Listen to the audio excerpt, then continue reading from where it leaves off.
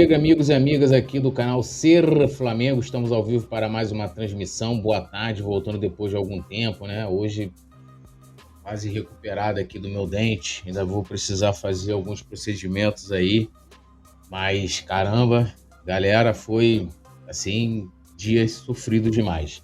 Bom, já lembrando a vocês, deixa o like, se inscreva no canal, ative o sininho de notificação se você quiser e puder se tornar membro.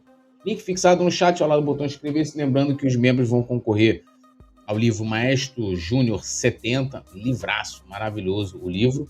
E se você quiser e puder, né, óbvio, também você pode ajudar aqui o canal e participar também mandando superchat durante as lives e também com o Pix, QR Code na tela ou pela chave serflamengo@gmail.com. Hoje a gente vai falar de estádio do Flamengo, a gente vai falar de liga, a gente vai falar de jornalismo, a gente vai falar de Adidas e tem vários assuntos aqui para a gente abordar na nossa live. Bom, eu quero começar falando do sócio-torcedor, deixa eu colocar aqui na tela para vocês. O Flamengo hoje enviou um comunicado aos sócios-torcedores. O Postura Rubro-Negro falando que o Massini tá puto porque estão desmascarando ele. Onde você viu isso? Postura, fala para mim onde você viu. Fala aí que pra gente ver também. Bom, deixa eu começar aqui falando do sócio-torcedor. Então, o Flamengo mandou esse e-mail aqui, tá? Então aqui, ó, fala rubro-negro, o Nação Sócio-Torcedor deixa o Flamengo ainda mais forte.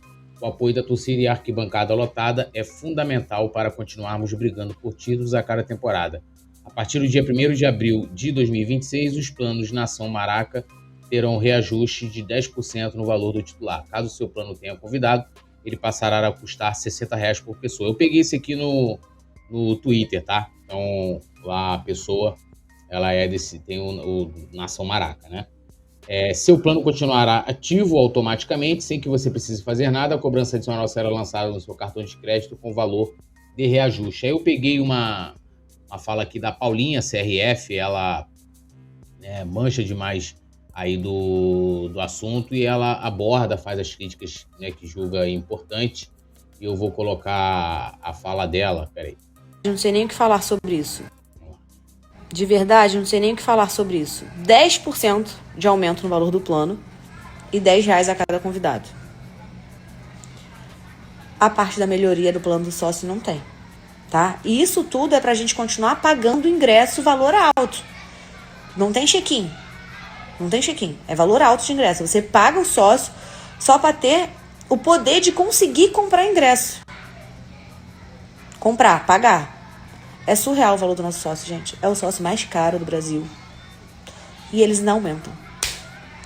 De verdade. Bom, esse aqui é o sentimento do pessoal, né? Assim, dos torcedores nas redes sociais se manifestando.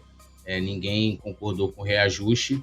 E entra muito nessa questão da melhoria, né? Como a Paulinha tá falando. Pô, eles estão reajustando, mas não trouxeram nenhuma melhoria. Você não tem, por exemplo, nos planos mais altos, a garantia do ingresso, né? Como alguns outros sócios-torcedores aí de outros clubes. E então você praticamente paga ali para você garantir a prioridade na compra de ingresso. E aí o pessoal está criticando bastante, né? As redes sociais estão tomadas aí por essa discussão. E principalmente ali os planos mais altos, quem tem convidado e tal, a coisa fica muito mais cara, né? Então, passando aí para vocês essa informação, né, do aumento do sócio-torcedor a partir do dia 1º de abril e a insatisfação aí dos torcedores com relação a esse assunto. Bom, seguindo aqui, deixa eu trazer uma informação. O Flamengo ontem, né, informou que continua, né, com o processo lá daquele mural. O Flamengo fez isso lá deixa eu colocar aqui na tela, peraí.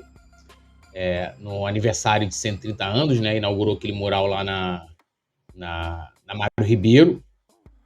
E agora, na Gilberto Cardoso, eles colocaram mais 3 grandes artes lá nos muros. A gente vai detalhar aqui, como também os artistas, né? Então aqui, ó, Zico, Nação e Arte Urbana, o Flamengo inaugura a nova fase dos muros da Gávea. Veja imagens. Então aqui, ó, o Flamengo abriu nesta segunda-feira, dia 23, né, mais conhecido como ontem, uma nova etapa do projeto Muros da Gávea e reafirmou uma ideia que, no clube, raramente cabe apenas em troféus, vitrines ou galerias internas.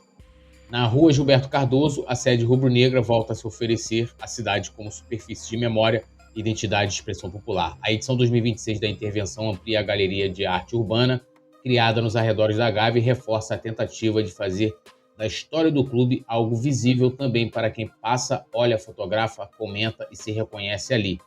Não é apenas decoração, é uma política de imagem, pertencimento e ocupação simbólica do espaço.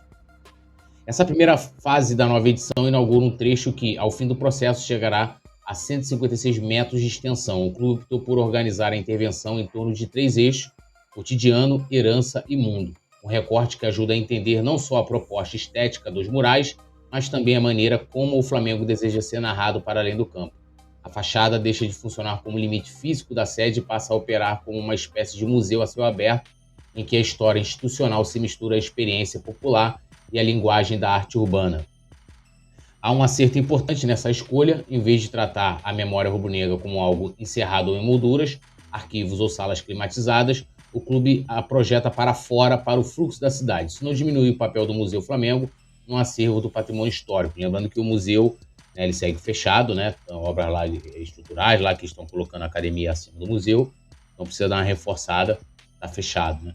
Ao contrário, complementa. O que está preservado internamente ganha também uma tradução pública de rua mais aberta, mais porosa, mais condizente com a escala social do Flamengo. Um clube com essa dimensão simbólica talvez precise mesmo falar em vários idiomas ao mesmo tempo: o da tradição, o da emoção, o da comunicação institucional e o da arte.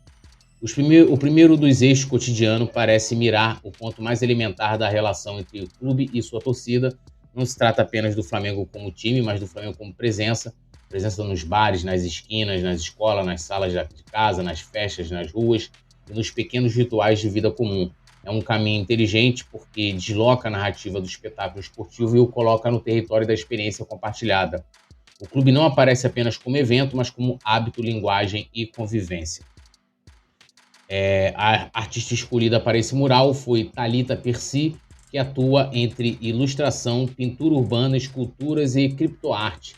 Sua trajetória em festivais pelo Brasil e o modo como trabalha a relação entre arte e espaço público ajudam a justificar a escolha. Há em seu percurso uma atenção clara à vida concreta das cidades e à circulação cotidiana das pessoas, algo que conversa diretamente com a proposta do painel. Nesse sentido, o Flamengo acerta ao não escolher artistas apenas pela fama ou pelo currículo, mas por afinidades entre obra e conceito. Então tá ali, tem uma foto, vou mostrar mais aqui e trazer também para vocês mais sobre a artista, né? Que tá aqui, ó, que é a Thalita Percy. Ela tem ali o Instagram dela. E aqui ela no muro, né? Lendo aqui a publicação, ó, Flamengo no Cotidiano, mural que fiz especialmente para a sede do Flamengo na Gávea, com o projeto Muros da Gávea, da Ponte Cultural Arte, né, que é a parceira do Flamengo aí nesse projeto. Queria agradecer o convite do Marcos Sati e Pedro Rajão. Agradecer também a assistência do meu amigo Kevin Vidal e o Coé. 27 metros de muro para 7 dias de trabalho puxado. Pode não poder estar mais feliz com o resultado. Vai, Mengo. E aqui as fotos, né, dela aqui na arte. Ficou espetacular, né? Tem aqui, né, a moto, o cara no rádio, galera no bar. Ó, outros aí pintando o cabelo, né, andando ali com a mochila do Flamengo, né, banca de jornal, muito bacana. Ó, detalhe aqui das artes, ó, seja na terra, seja no mar. Ó. É um videozinho. Tem áudio? Não tem não.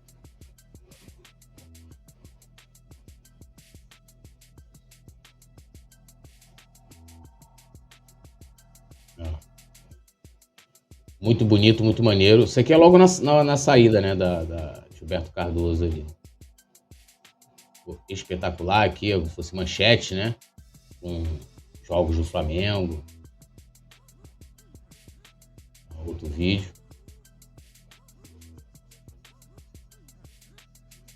Ficou muito bonito.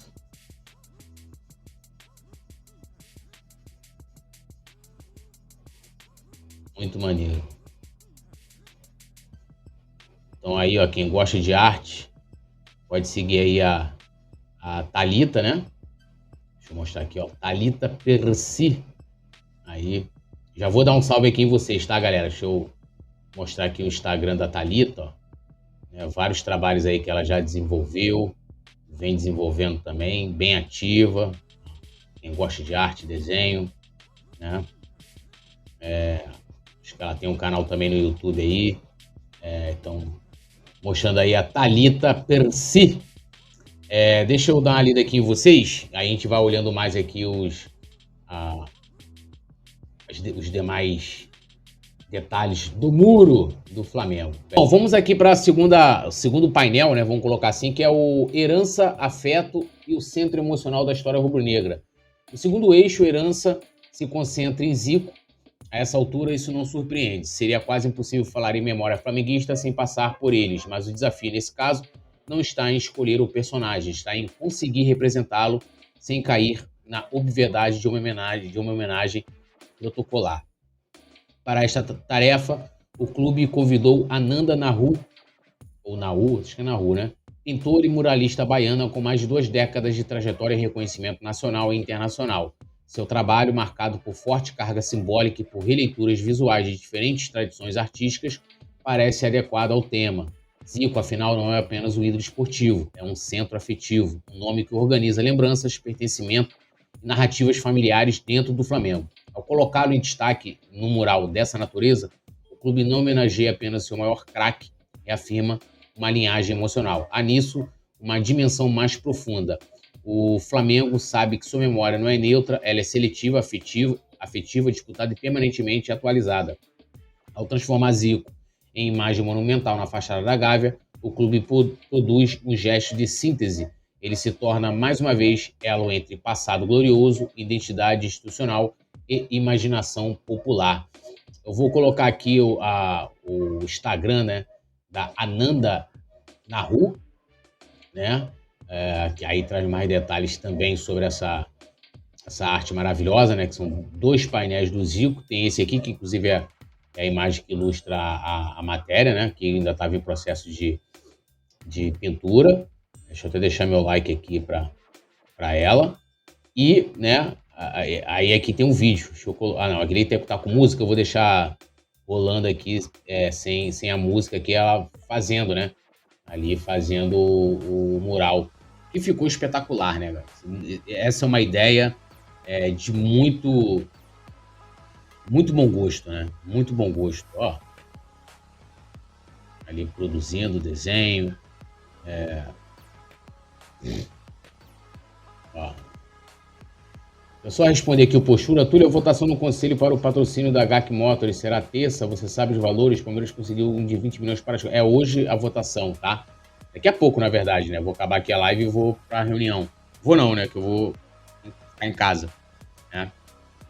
Mas é hoje a reunião. É reunião extraordinária. Então, só ali, ó, a gente vendo ali os detalhes, né? O Zicão, espetacular, né? Ó. Lindo, lindo, lindo, lindo, lindo. Cara, e é uma coisa que reaviva, né? Dá um outro tchan na sede do Flamengo, né? Ó, demais, espetacular. Parabéns também para a Ananda, né? Então, galera que quiser conhecer aqui o Instagram da Ananda, tá aqui, ó, @AnandaNahu, né? Tem outros detalhes, desenhos dela aqui. Esse aqui é muito bonito, né? Gostei muito desse aqui, ó. Muito lindo. E todo o trabalho dela aqui, né? Quem gosta de arte e tal, vai curtir bastante aí o trabalho da Ananda. Deixa eu voltar aqui para a gente seguir. Agora vamos para o terceiro eixo aí dos muros da Gávea. Aqui, ó. O mundo como escala de ambição e de presença. O terceiro eixo, mundo, aposta numa ideia que o Flamengo vem cultivando há décadas e intensificou nos últimos anos, a de um clube que ultrapassa fronteiras e se entende como marca global. É um tema menos sentimental que o de Zico e menos espontâneo que o cotidiano, mas não menos relevante para a narrativa institucional contemporânea. O Flamengo quer se ver e ser visto como potência internacional. Para traduzir essa dimensão, o escolhido foi Davi Smith, artista urbano com mais de 10 anos de atuação, obras no Museu de Arte do Rio e experiência em painéis de grande escala. Sua linguagem monumental e a familiaridade com a transformação de espaços públicos em marcos visuais se alinham ao conceito do mural. O objetivo é explicitar as conquistas internacionais, a expansão simbólica da nação e a ambição de um clube que não se contenta em ser apenas o maior dentro de casa. Essa escolha revela uma camada importante do projeto. O Muros da Gávea não quer somente contar uma história passada, quer também organizar uma visão de futuro. Ao colocar o mundo como um de seus pilares, o Flamengo indica que a arte urbana também pode servir à construção de um posicionamento institucional. É memória, sim, mas também é mensagem. Deixa eu mostrar aqui o Instagram do Smith. Aqui, ó. Então, aqui, ó, smith.art, né?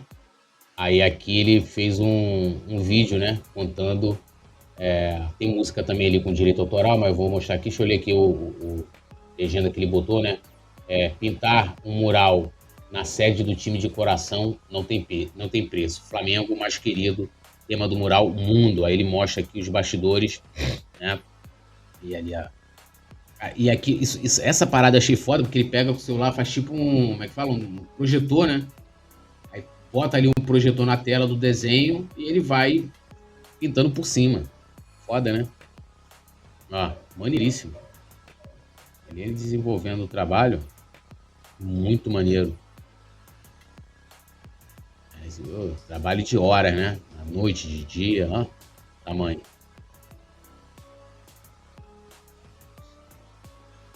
Olha isso. Os caras ali estão na rua. Aquela finalizada. Aí, ó. Urubuzão, espetacular.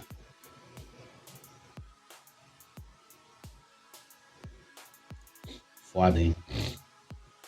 Muito foda. Ó. Lindo. Ó. Cara, esse urubu ficou espetacular. Ficou espetacular.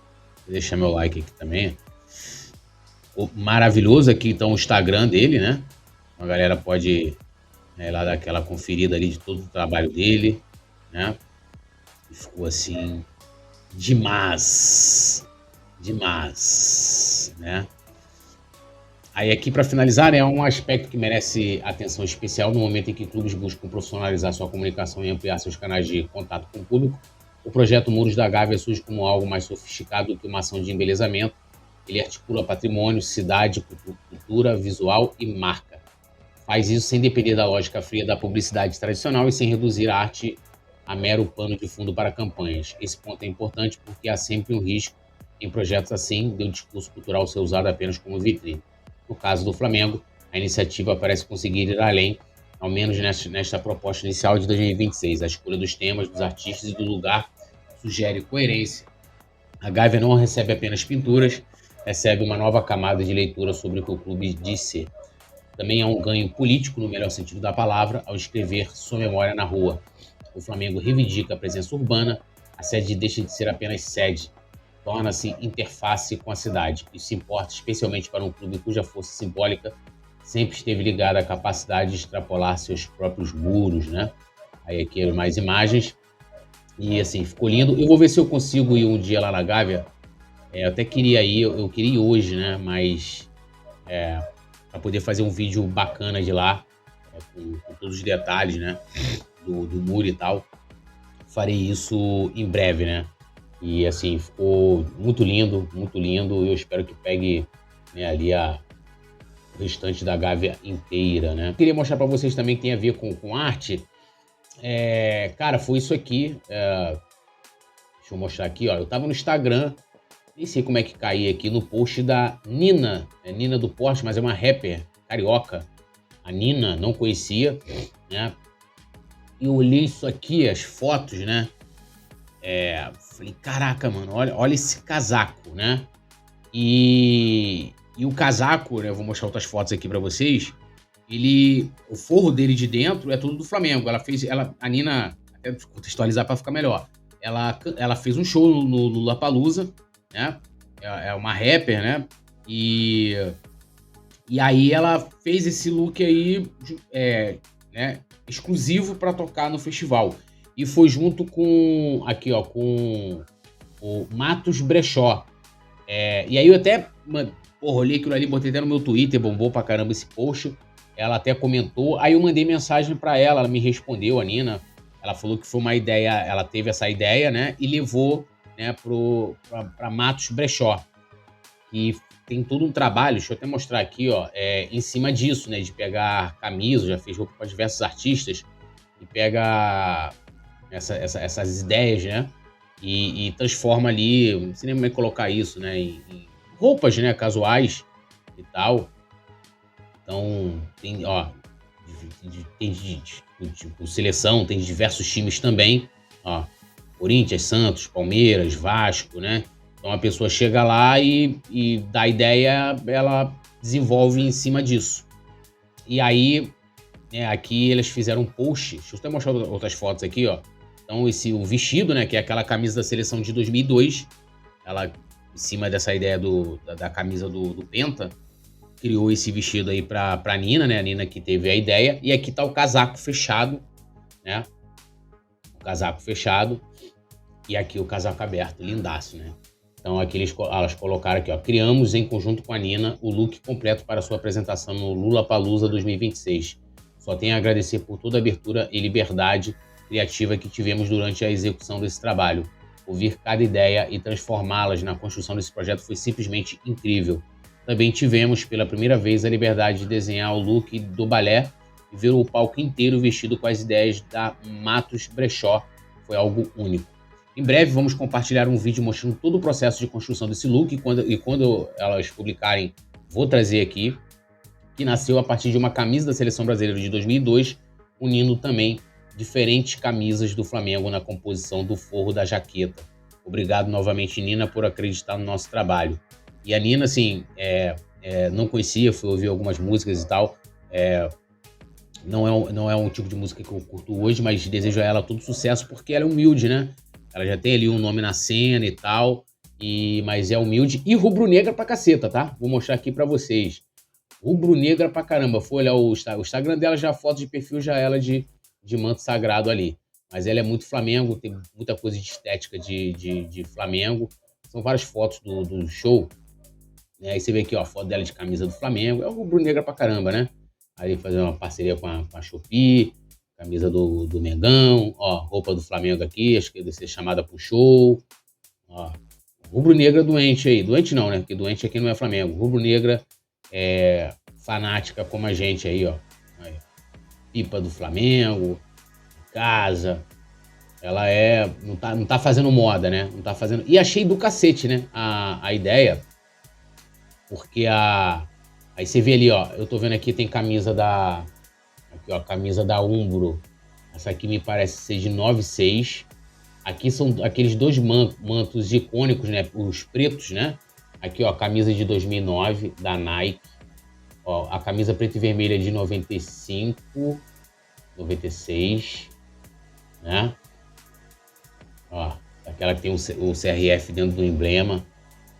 E deve ter, né, o investimento ali deve ter sido grande, né, para poder fazer esse look aí. Mas assim, explodiu também, né? E puta ideia, né, da Nina, né, de ter esse insight aí de fazer esse look, né? E fazer esse casaco espetacular, que eu achei maravilhoso. E, né, da Matos Brechó, né, para executar isso aí, né? Assim, eu me amarrei pra caramba nesse trabalho aí. Então, parabéns a Nina mais uma vez, né? Levando o nome do Flamengo e tá lá no festival, né? Sendo televisionado, passando aí pro mundo inteiro. E ela vai lá, tá divulgando a marca do Flamengo, a rubro-negra Nina, e, né, a Matos Brechó também, que executou muito bem, né? Então, parabéns aí, sucesso para vocês. E quando tiver o vídeo, acho que eu tô seguindo o Matos Brechó também. Quando tiver o vídeo, com certeza eu vou ver e vou trazer. Eu tô seguindo. E vou trazer aqui para vocês. Bom, rapidinho aqui pra gente seguir. Só passando aqui como é que é o Malvadão, né? Eu tinha mostrado para vocês aqui a final do Paulista, né? Você vê que interessante. A final do Campeonato Paulista ela ficou em segundo lugar em São Paulo, né? Foi em segundo lugar, se não me engano, com o SBT. Foi o SBT que passou? Não lembro de... Mas não foi primeiro colocado. E a gente teve, né? Corinthians e Flamengo. No último domingo, ó, Record registra sua maior audiência no Brasileirão 2026 em São Paulo com Corinthians e Flamengo, né?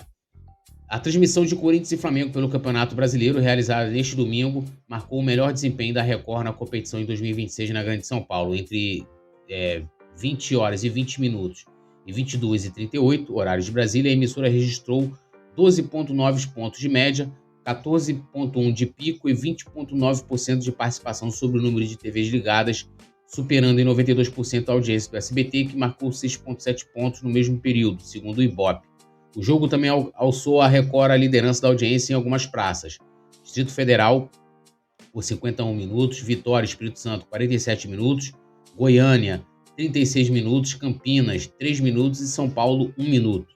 Números. Além da Grande São Paulo, a Record superou o SBT em outros mercados. Distrito Federal, 14 a 2,6, Vitória, 11,9 vezes 14,9 pontos, Goiânia, 11 versus 7,8, Campinas 10,5 versus 4, em Manaus a emissora obteve 9,7 pontos contra 3,4 da concorrente. Na região metropolitana do Rio de Janeiro o placar foi de 10,6 a 5,4. Em Salvador, Belo Horizonte e no Recife também houve vantagem sobre a terceira colocada.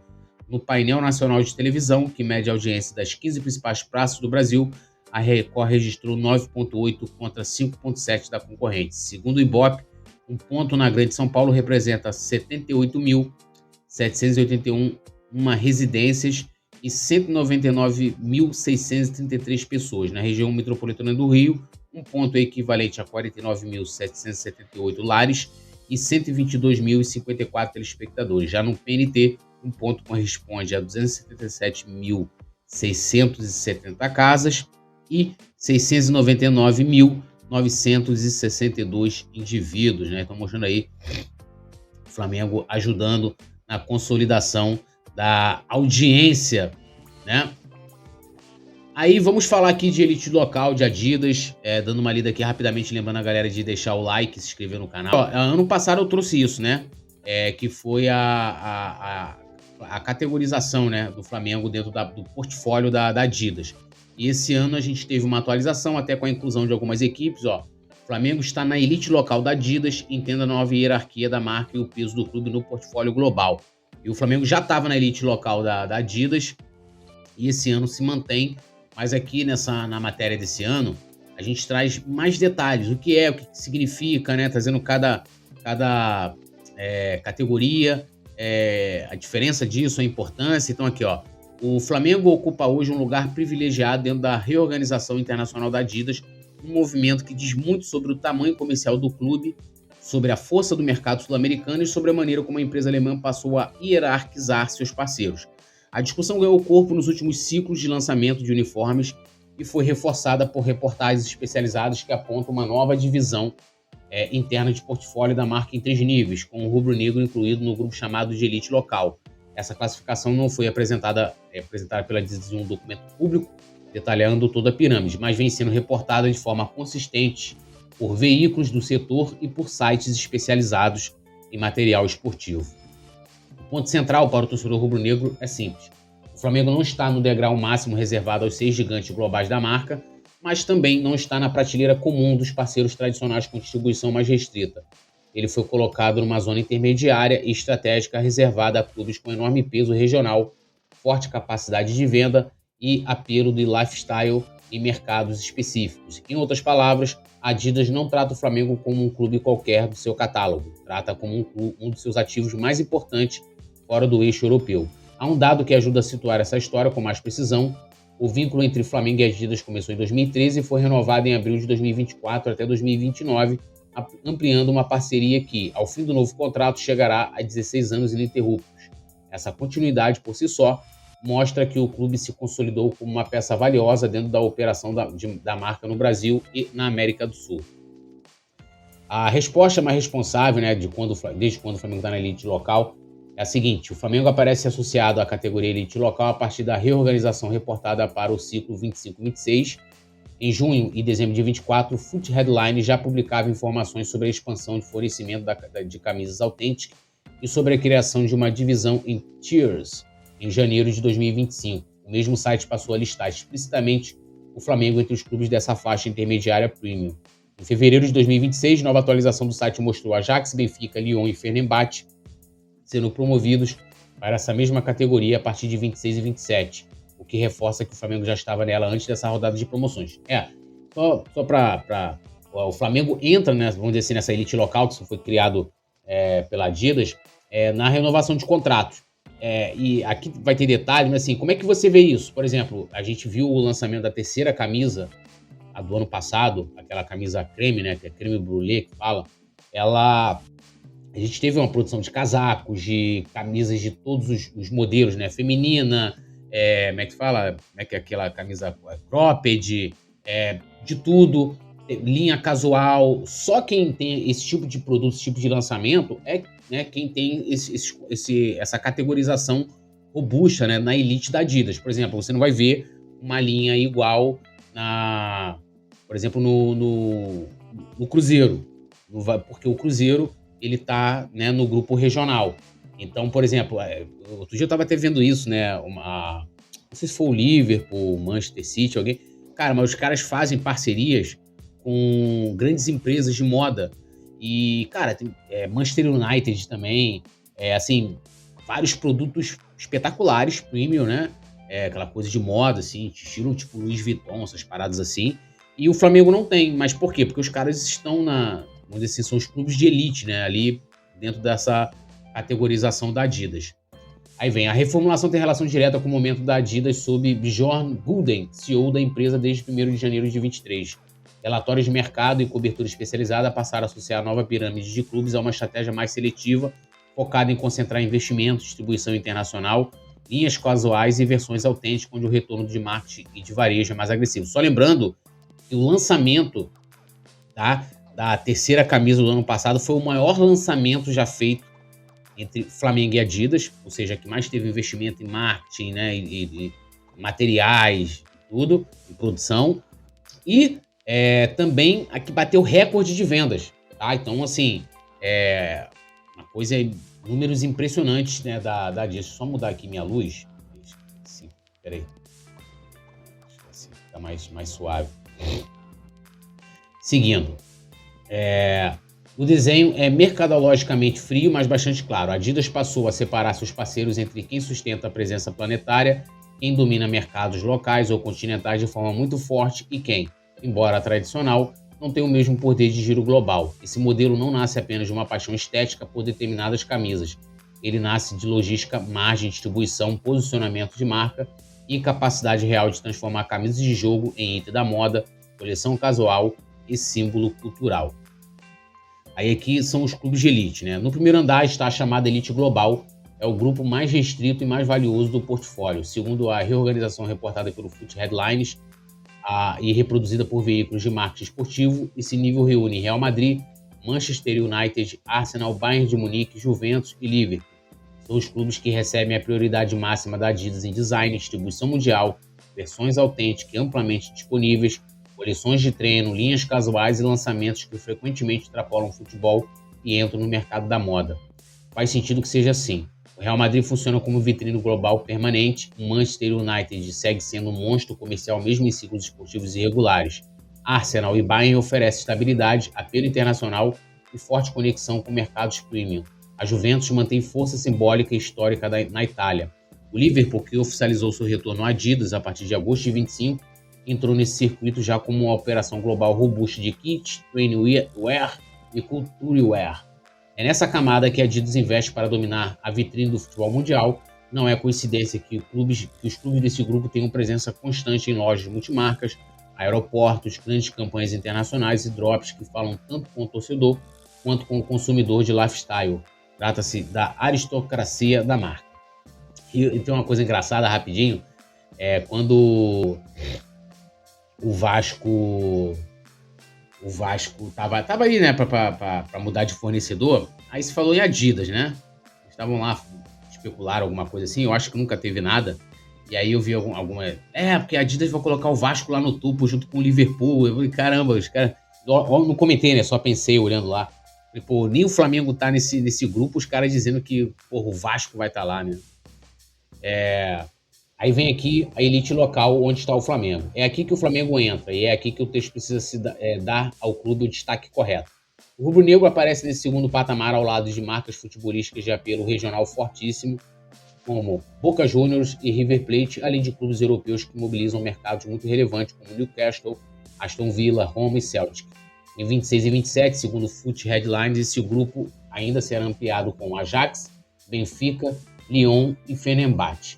O que define essa categoria? Não é um meio termo banal, é um patamar premium com foco regional e continental. Esses clubes recebem uniformes personalizados, atenção maior em coleções de passeios e lifestyle e passam a ter mais espaço para versões especiais, uso do trefoil em peças selecionadas e tecnologias superiores em determinados lançamentos. O mercado-alvo, porém, não é o planeta inteiro com a mesma intensidade. É o mercado doméstico de clube e algumas regiões estratégicas onde ele tem peso comercial e cultural. No caso do Flamengo, isso faz todo sentido. A Adidas sabe que o clube talvez não tenha o mesmo alcance comercial imediato de um Real Madrid em moeda forte de distribuição europeia, mas entende que na América do Sul e sobretudo no Brasil, pouquíssimos ativos esportivos têm a mesma capacidade de vender camisa, movimentar coleção casual, gerar desejo e sustentar identidade visual. O Flamengo, dentro da Adidas, não é apenas um clube sul-americano, é o principal nome do portfólio da marca no continente em termos de escala popular e potência cultural. Aí vem o terceiro grupo, né, os grandes clubes, que eu acho que se o Vasco fechasse com a Adidas, estaria aqui nesse grupo, não para desmerecer o Vasco nem nada, mas é porque o Vasco hoje não tem uma relevância continental, né? O Vasco vem de anos muito difíceis e o Vasco não consegue protagonizar hoje nem nacionalmente, em termos positivos, óbvio, né? Aqui, ó, a base prêmio da pirâmide abaixo da elite local é o dos chamados grandes clubes. Aqui entram times com tradição, história relevante e mercado fiel, mas com menor expansão internacional ou menor prioridade comercial para a Adidas. Segundo a cobertura do marketing esportivo sobre a reorganização de 25, esse grupo inclui exemplos como Leicester, Leeds United, Internacional, Cruzeiro, Besiktas e, naquele momento, também Ajax, Benfica e Lyon, antes das promoções ocorridas em 2026. Qual a diferença prática? Esses clubes continuam tendo camisas exclusivas feitas para eles, mas com oferta mais limitada de produtos e distribuição mais enxuta. Em geral, o foco comercial recai sobre as versões réplica sem o mesmo impulso global dado aos modelos Authentic. Em outras palavras, continuam dentro do radar da Adidas, mas sem o mesmo aparato de visibilidade, moda e escala internacional que a marca destina aos 2 degraus acima. Flamengo, rei sul-americano do portfólio da Adidas. É exatamente por isso que o Flamengo sai valorizado nessa fotografia. A nova hierarquia reforça que o clube não é apenas mais um parceiro brasileiro. Ele foi separado do grupo comum e posicionado no extrato regional premium, aquele que a Adidas trata com atenção especial em criação, marketing e potencial de lifestyle. Isso não é pouca coisa. Em um mercado em que até gigantes tradicionais disputam visibilidade interna nas fornecedoras, o rubro-negro foi reconhecido como ativo de primeira linha dentro da lógica sul-americana da marca. Há um detalhe simbólico que ajuda a entender isso. Quando a renovação até 2029 foi anunciada, o Flamengo consolidou uma parceria longa, contínua e valiosa com a Adidas. O clube já era o principal nome da marca no futebol brasileiro e a reorganização posterior apenas transformou essa percepção em uma categoria mais clara. Não se trata só de contrato, trata-se de posicionamento. Aí aqui fala da questão da Authentic, né? Inclusive tem vídeos aqui no nosso canal com diferenças, né? Trazendo a diferença da versão de torcedor para a camisa Authentic, né? Inclusive a gente fala também muito dessa nova tecnologia Climacool+, com todos os detalhes, né? Tem um pouquinho aqui, né? E aqui finaliza o texto, né? O Flamengo hoje é uma marca tratada como prioridade continental por uma das maiores fornecedoras do planeta. Sua camisa já não é apenas uniforme de jogo, mas produto de lifestyle. A Adidas olha para o clube como um centro de gravidade do mercado brasileiro e como uma peça-chave para sua presença na América do Sul. Embora a elite global ainda seja outra prateleira, o Flamengo está logo abaixo nela, uma posição que muitos clubes tradicionais da Europa e da América gostariam de ocupar. No fundo, essa trajetória ajuda a desmontar uma velha visão provinciana do futebol brasileiro. O Flamengo pode não estar no mesmo grupo de distribuição planetária do Real Madrid, mas dentro da arquitetura atual da Adidas é uma potência reconhecida, diferenciada e comercialmente tratada como tal. Para um clube cuja força sempre foi medida pela massa, pela estética do manto e pela capacidade de transformar a camisa em símbolo, isso não é detalhe de catálogo, é peso de mercado. Então tá aí, a matéria tá lá no serflamengo.com.br. Deixa eu pegar aqui. Bom, quero trazer aqui para vocês, esse aqui é rápido. O Rodrigo Matos trouxe como é que se daria, tá, a CBF dentro dessa liga unificada. Como é que seria o papel da CBF? Ela que vai mandar, ela que quer organizar, como é que vai ser isso aí? Muita gente tem dúvida nesse sentido e ele né, explica isso aqui. Só respondendo aqui o Guga Alves, falando, e o Platen, o que acha que vai rolar com ele no Fla? Cara, assim, o Jardim, ele é um técnico que, não, você viu, no Cruzeiro ele barrou o Gabigol, barrou o Dudu. Se o Plata não tiver comprometido, cara, ele vai rodar. Pelo Jardim e principalmente pela diretoria também. Pode ter certeza disso. Bom, vamos lá. Vamos à fala aqui do Rodrigo Matos. Rapidinho, vamos lá.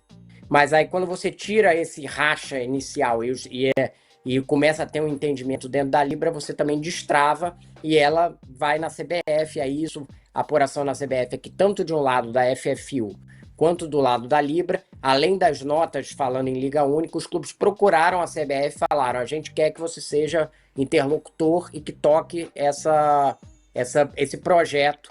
E aí a CBF ontem à noite convoca uma reunião para 6 de abril para ter todos os clubes discutirem essa Liga Única. A questão que ainda está posta, que é... Bom, ainda tem um monte de questão, eles vão ter que conversar, mas assim, pelo menos tem uma boa vontade dos dois lados, tanto de clubes da FFU quanto de clubes da Libra, agora sem ter essa rusga, digamos assim.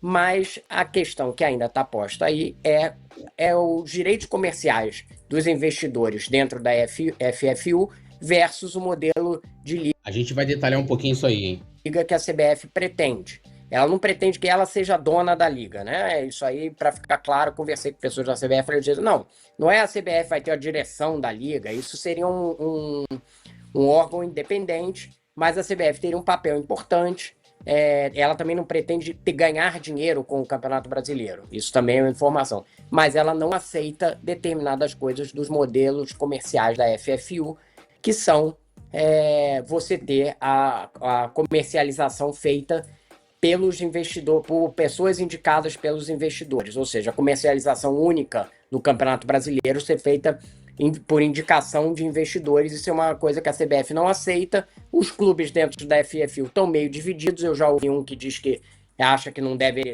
ser mais, outro acha que sim, porque tem um contrato.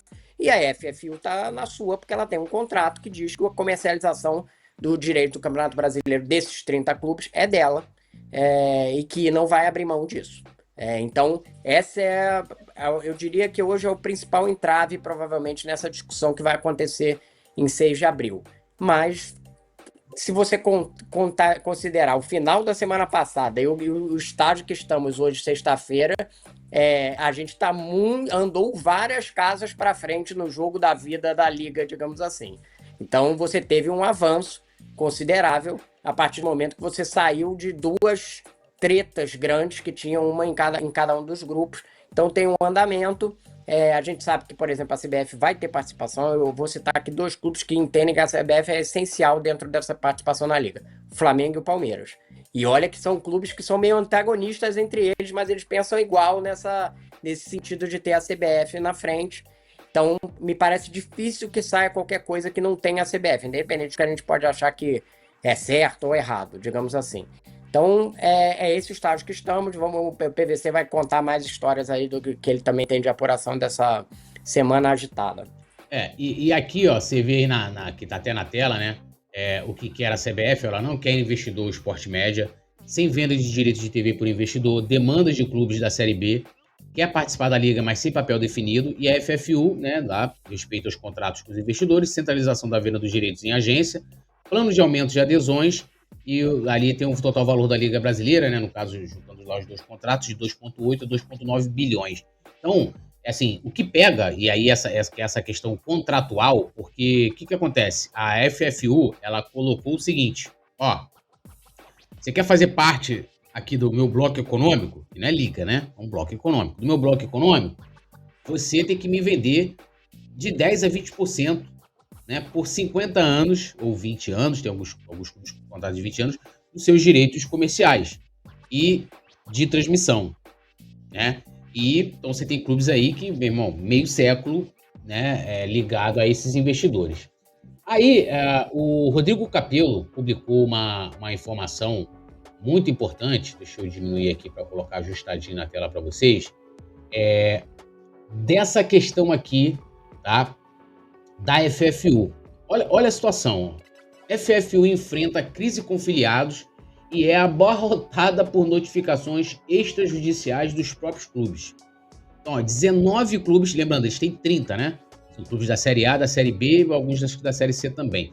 19 clubes enviaram contestações formais ao bloco nas últimas semanas, tarefas burocráticas que drenam tempo e dinheiro da direção do bloco. Goiás e CRB estão entre os mais ativos.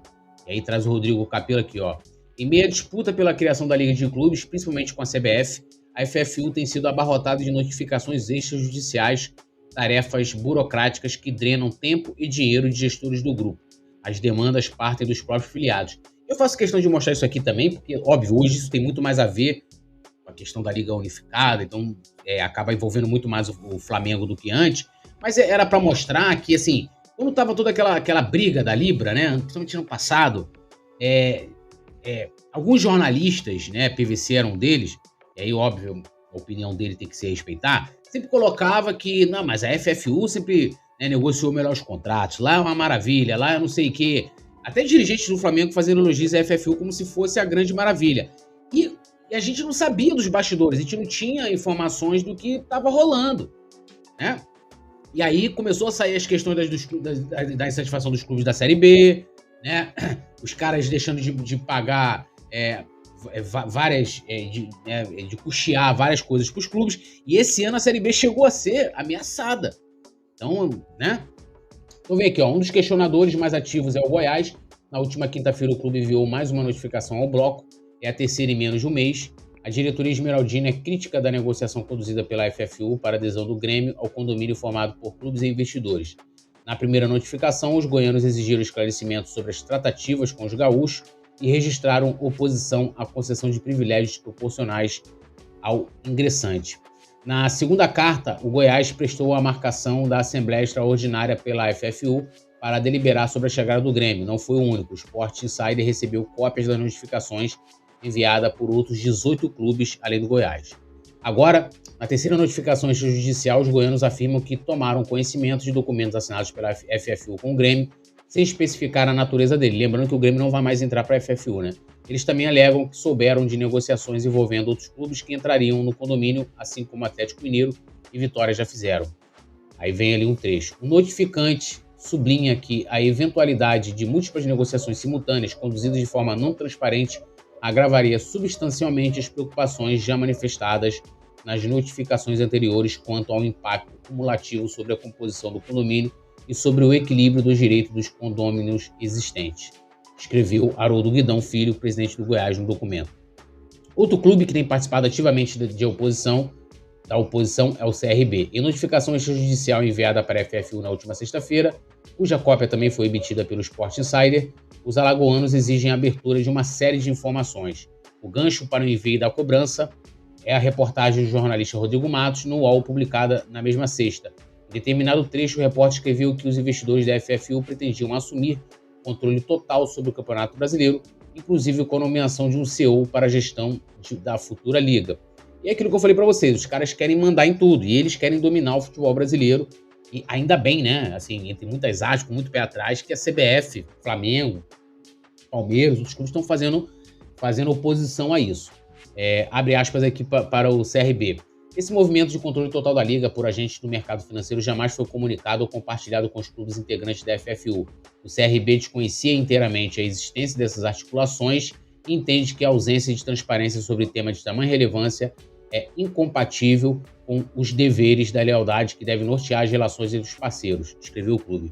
Entre as exigências feitas pelo CRB estão o extrato integral dos valores repassados ao clube desde o início do contrato, a abertura detalhada das receitas e custos da FFU desde junho de 2023, relatórios sobre os negócios gerados pelo bloco e cópias dos contratos firmados com BTG e XP, além de esclarecimentos sobre o futuro CEO.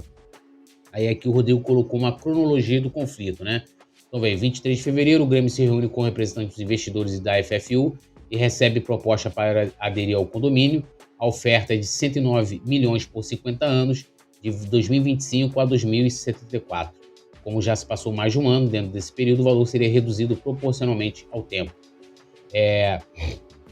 26 de fevereiro, o Goiás notifica a FFU e Sport Média para questionar a admissão do Grêmio e requer esclarecimentos em prazo de 10 dias e registra oposição à concessão de privilégios proporcionais ao novo ingressante. É porque, assim, também aquela coisa Flamengo, porra, egoísta, quer privilégios. Corinthians tem privilégio, o Vasco tem privilégio lá, Fluminense. E óbvio, né, que outros clubes têm privilégios, inclusive se caírem para a Série B, e o Goiás questiona isso também. 28 de fevereiro, Alessandro Barcelos, diretor-presidente da FFU, responde ao Goiás que não tem ciência dos termos de qualquer negociação que tenha sido concluída, o instrumento que já tenha sido celebrado. 2 de março, respostas do Goiás, né? Confirma a negociação com o Grêmio, mas declara que... Aliás, em resposta ao Goiás, a Sport Média confirma a negociação com o Grêmio, mas declara que a proposta ainda não tinha sido aceita e nenhum documento, ainda que preliminar, havia sido assinado. 5 de março, o Grêmio adia a discussão lá no Conselho Deliberativo deles. No dia 11, a FFU convocou a Assembleia, né, para dali a 5 dias para deliberar a entrada do Grêmio, né, que seria no dia 16. O Goiás afirma aos gestores do bloco que a convocação foi surpresa contraditória. De 12 a 14 de março, 19 clubes, inclusive o Goiás, notificam a FFU e alegam que a reunião não poderia ter sido marcada, pois tinha a questão, eu trouxe isso aqui, né, o prazo mínimo para a Assembleia Extraordinária de 8 dias e não 5. 16 de março, a FFU se reúne para discutir a possível adesão do Grêmio, mas tira da Assembleia o caráter deliberativo, ou seja, não poderia ser tomada qualquer decisão.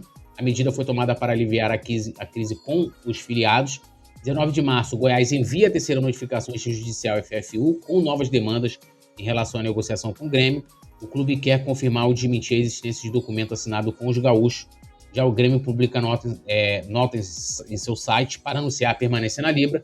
E 20 de março, o CRB se baseia em reportagens do UOL para questionar o poder de agentes financeiros sobre as decisões do grupo, além de exigir a abertura de dados com receitas, custos e prospecções. Então, é nesse pé que está. E o grande entrave para a criação dessa liga vai ser, tá, essa questão com os investidores, esses contratos de longo prazo aí que os clubes resolveram fazer, né? E vários venderam, né? Fluminense, todo mundo tá na FFU, né? Fluminense, Vasco, Botafogo, que dinheiro. Atlético Mineiro entrou lá também agora, Vitória, todo mundo aí. E porque a ideia dos caras era o quê? Vou abocanhar aqui os clubes, depois abocanho a organização do Campeonato Brasileiro. Vou fazer lobby em Brasília para os clubes associativos pagarem mais impostos e forçar para que eles virem SAF. Eu vou comandar as SAF desses clubes também. Pode ver que diversas empresas citadas ali estão envolvidas, por exemplo, lá no Fluminense, na discussão da SAF do Fluminense, por exemplo, né? Então, assim, né? E ainda bem que tem próprios clubes dentro da FFU que não querem isso. Lendo vocês de estádio rapidamente, eu preciso correr que daqui a pouco começa a reunião. O Eduardo Cavalieri, que é o novo prefeito, lembrando o Eduardo Paes, né? Ele renunciou ao cargo, né? Deixou o cargo de prefeito, ele vai concorrer à Prefeitura do Rio. E aí, né, numa das primeiras ações do novo prefeito, né, o Eduardo Cavalieri, que era o vice do Eduardo Paes, foi falar isso aqui, ó. Atenção vascaínos. Atenção vascaínos. Aí ele vai dar informações ali. Atenção vascaínos. Como flamenguista, prometo retribuir o mesmo amor que o vascaíno prefeito Eduardo Paes teve conosco ao não medir esforços para viabilizar o terreno do gasômetro para o Flamengo. E lembrando, o prefeito é Vasco, é Fluminense, é Botafogo, é Bangu. Cara, o prefeito não tem time, né? Quem tem time é a pessoa física. E as coisas têm que ser feitas sem clubismo, né, cara? Seria um absurdo, né, uma pessoa entrar na vida pública e querer beneficiar um time ou outro. Então, assim, por exemplo, a questão de São Januário, além, óbvio, de ter melhoras pro Vasco, pro seu estádio e tal, mas tem melhoras pra população dali, né, cara? Então, se é bom pra população, se é um projeto viável, tá tudo dentro da lei bonitinho e tal, tem que ser tocado, né? E aí ele falou, também não medirei esforços para avançar com a operação que vai permitir a reforma integral de São Januário. E aproveitando para informar aos flamenguistas, na semana passada, em reunião com o presidente Lula, a ministra Esther Dweck e o prefeito Eduardo Paes fechamos o acordo que envolve prefeitura, governo federal e AGU, ou seja, terreno do gasômetro garantido para o Flamengo, sem qualquer risco. O deputado Pedro Paulo vai dar mais detalhes do acordo. Podem ter certeza, tudo que for responsabilidade da prefeitura para defender os clubes cariocas e a economia do futebol do Rio, a gente vai seguir fazendo. Bom dia, cariocas. Bom, por que eu trouxe isso aqui? A gente falou nesses dias, que foi até uma informação do Kika, tô até entrando aqui do Pedro Paulo para ver se tem alguma coisa, mas acho que não tem. Mas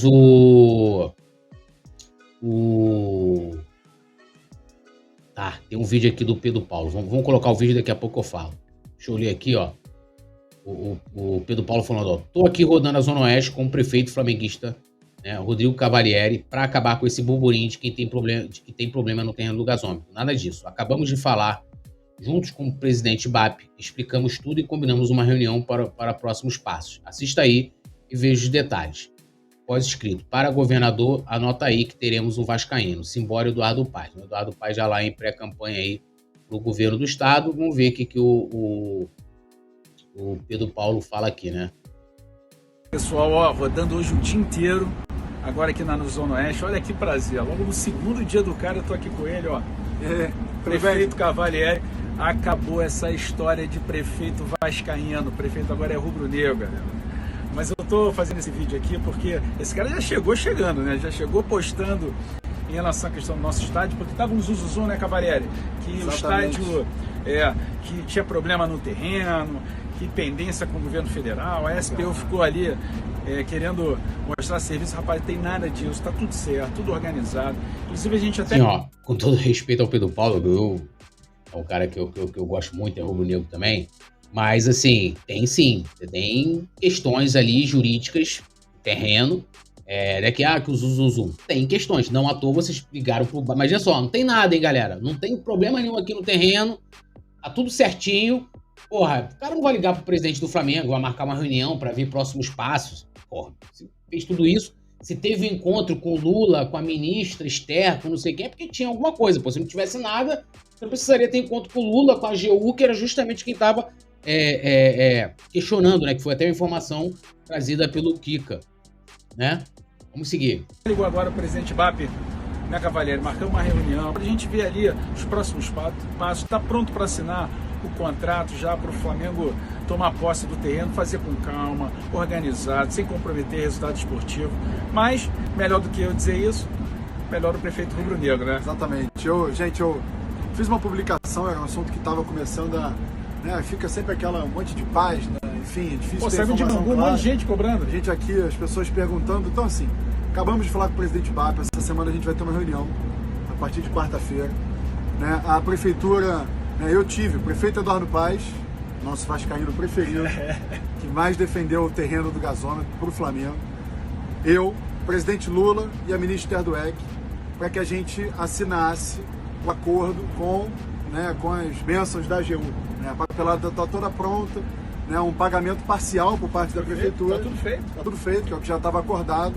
A gente tem um valor enorme que a União já reconhece que a gente já fez de obras.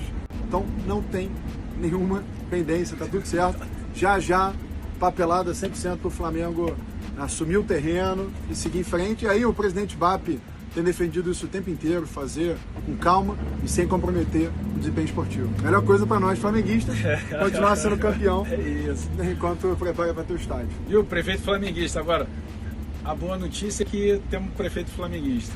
Agora, a outra notícia, não, mais ou menos, é que a gente vai ter sim um futuro governador vascaíno. Abraço, valeu, tchau. Valeu. Pessoal, ó... Então, assim, em resumo, né, tinha aquela questão lá, por conta do acordo entre a Prefeitura e a União, que a AGU questionou, que era um acordo lá de 2003, né, que o Kika, né, fala da questão das posses do terreno, blá, blá, blá. Oficialmente, o terreno não é do Flamengo, ainda, né. Eles falam que houve um acordo com a AGU, então vai ter um pagamento parcial, a papelada tá lá, e aí entra a grande questão, papelada, vamos falar de papelada. Isso aí tudo, além de toda troca de papéis entre as partes, entre a AGU, prefeitura, assinatura, pagamento por parte da prefeitura à União, sobre o acordo não cumprido pela prefeitura por conta lá da cessão daquele terreno, a gente precisa que isso seja formalizado também no Diário Oficial.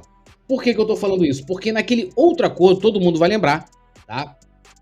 Todo mundo vai lembrar que ano passado, se eu não lembro agora se foi em agosto, setembro, mas teve um encontro entre o Eduardo Paes, o BAP, inclusive o Cavalieri estava presente também nessa reunião, em que foi aquela reunião em que foi um documento assinado, tanto pelo presidente do Flamengo como pelo prefeito do Rio, de então, que era o Eduardo Paes, colocando novos prazos para o estádio, né? Para a apresentação do projeto, para a construção, né? Porque a gente tinha um prazo que no caso é até o prazo que está valendo. Aquela renegociação dos prazos para o Flamengo, ela não foi formalizada no Diário Oficial. E todo mundo sabe, o poder público, para qualquer tipo de decisão administrativa ter validade, ela precisa ser publicada no Diário Oficial. E ela não só foi publicada no Diário Oficial, como simplesmente, se eu não me engano, a procuradoria lá do município não tem esse documento. O Kika, junto lá com o Honorato, agora eu gravei o sobrenome do Honorato, eles entraram lá via lei, né, que é a Lei de Acesso à Informação, pedindo, né, a publicação, né, daquele acordo no Diário Oficial. Não existe, e eles sequer têm conhecimento do documento. Então, por isso que é importante ter essa formalização dentro do Diário Oficial desse acordo, e óbvio também, né, no Diário Oficial da União, né, mas também esse acordo aí, né, esse acordo entre prefeitura, AGU, e aí depois passando, né, a cessão do terreno de maneira oficial para o Flamengo. E aí, depois disso, a gente ainda tem que cobrar, porque eles não falaram disso aí, que é a oficialização daquele acordo, dessa reunião que foi feita no passado entre o prefeito Eduardo Paes e o BAP, que tem justamente os novos prazos. O Kika trouxe e detalhou muito bem toda essa situação.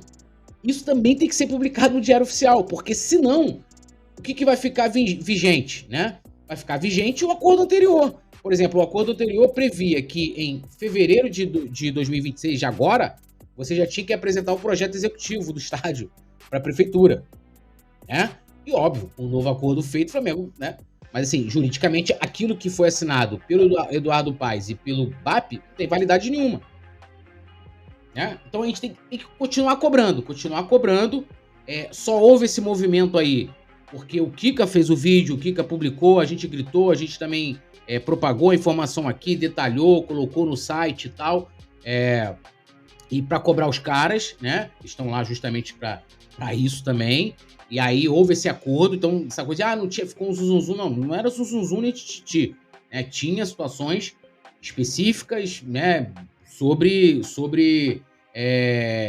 questões jurídicas entre a União e a Prefeitura. Um acordo que não foi cumprido pela Prefeitura e a União estava cobrando a AGU, notificando, inclusive, que o Flamengo poderia perder ali a concessão a cessão do terreno, né? E ter o valor, né, pago de volta. Que pagou lá, que gastou lá. E precisamos também da formalização dentro do Diário Oficial daquela reunião, né, da negociação dos novos prazos. E aí a gente vai seguir cobrando, e por isso que é importante ficar em cima da galera aí, inclusive dando créditos aqui, assim, o Pedro Paulo é um dos grandes entusiastas desse projeto no gasômetro, né? Aí um cara que, se um dia isso de fato acontecer e tal, é um cara que vai merecer muito agradecimento, porque ele encheu muito o saco de fato do Eduardo Paes para que isso fosse levado adiante, né? Bom, tá aqui o Lucas Santos falando: Túlio, o novo prefeito vai ajudar muito o Flamengo, agora saiu o estádio do Flamengo, se prepara, o ingresso vai estar mais caro que o Maracanã, aí não dá, né? Fernando Lobac tá aqui falando: opa, boa noite, friend, tá melhor? Tô melhor, tanto que eu estou aqui, né? Sou uma outra pessoa, renasci do dente, Fernanda, renasci do dente. Lucas falou: Túlio, o novo prefeito vai ajudar muito o Flamengo agora, a Jali, né? BAP vai aumentar o preço pensando no estádio próprio. Maria Aparecida, Túlio, com quem está a Taça das Bolinhas? A Taça das Bolinhas está na Caixa, né? Tá lá na Caixa Econômica Federal. Né? Segue lá. Galera, rapidinho, deixa eu só ver aqui se já começou a reunião no Flamengo. Peraí. Eu preciso olhar aqui.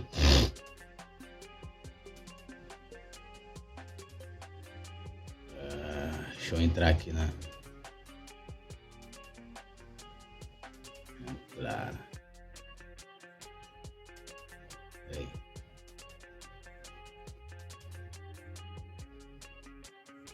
Deixa eu ver se já foi.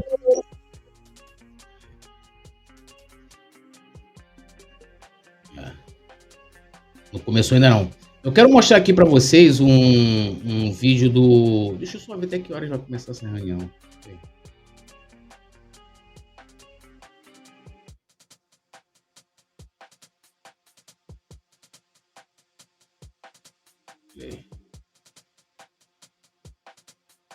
Deixa eu ver. Oi, vai começar agora, hein?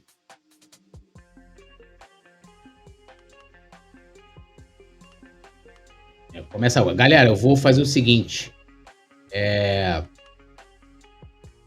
E depois eu vou olhar, Rubenilson. Eu vou para a reunião. E aí ficou alguns assuntos pendentes aqui do Massini e tal. Eu vou subir um vídeo do Massini. E aí depois eu vou publicando os cortes para não perder a reunião. Beleza? De repente eu entro amanhã, faço uma live rapidinho aqui com vocês. E vamos que vamos, senão eu perco a reunião lá no Flamengo. Tamo junto, todo mundo. Brigadão geral. Ó, quem quiser e puder se tornar membro, link fixado no chat ao lado do botão inscrever. Se tem lá, seja membro. Compartilhe, deixa o like.